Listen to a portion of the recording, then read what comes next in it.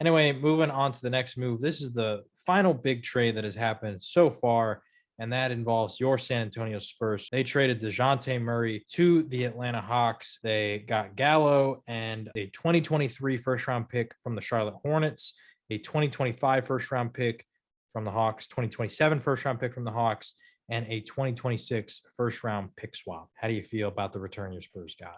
I wasn't very happy with the return. Most of those are lottery protected, so who knows what they could be late picks or pick swap. Honestly, like if it's a pick swap between the Hawks, if it works out the way we expect it to, like that's kind of redundant, right?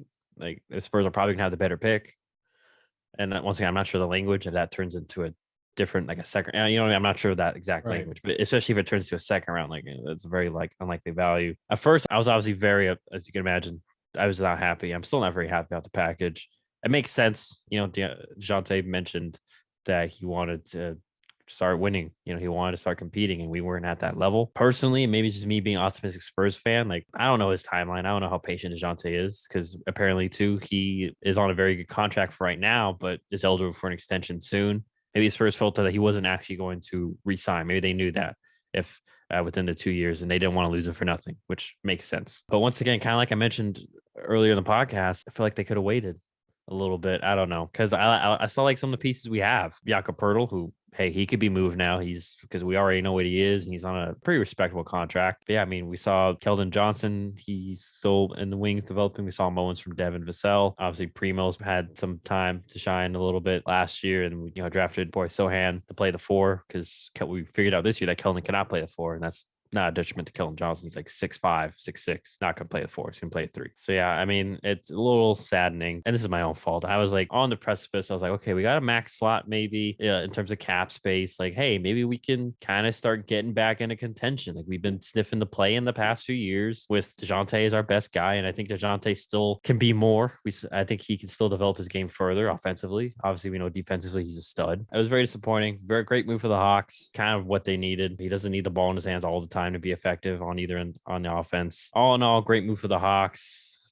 I'm not sure I'm going to like this move for the Spurs. I'm just afraid that those picks aren't going to culminate to much value. I think those picks, at least the first couple, will turn into value for you guys, because I do expect. Yeah, Charlotte's is the only hope I have. After that, anything can happen, right? You never know what happens with the Hawks, but I think that at least for the Atlanta side of the deal, I love the trade. Although you had to trade a lot of picks, you got good protections on there in case any disaster happens and your team does turn out to be terrible. Maybe DeJounte doesn't resign, Trae Young gets injured some of those years, something like that happens. If it turns out to be a lottery pick, you can still have it. And if it's not, well, clearly you were a good team. So I love the trade for Atlanta. And I just think the DeJounte Murray pairing with Trae Young it's so perfect, because everything that Trae Young lacks in, DeJounte is really good in, right? He's a fantastic defender. He has really good size, so he can be versatile and guard multiple different positions. I feel like he's this is going to sound weird, because Trae is a really good passer and really great at creating for his teammates, but he's a little more versatile of a passer, because Trae often is able to do it based on very specific scenarios that he often finds himself in. Like he beats his defender, and so somebody helps off the corner, just a little quick, easy kick out, or he just runs a sort of basic pick and roll, things like that. DeJounte is able to hit a lot more variety of passes because of his size as well. He's able to throw over defenders to where Trae has to fit into tighter, different, lower windows. He has to jump a lot more if he wants to throw it over people, get different arcs. So I think that DeJounte can provide a different, unique way that they attack the opposing defenses. And I'm just going to be really interested to see the way they use him, because I think that him and Trae Young can play off each other really well. And now you have two really good passers on the court at the same time. Both are very capable shooters. Obviously, Trae's a fantastic shooter. So you can just do a lot of things that provides you a lot of offensive versatility with those two. So I think that it's a really intriguing fit for Atlanta.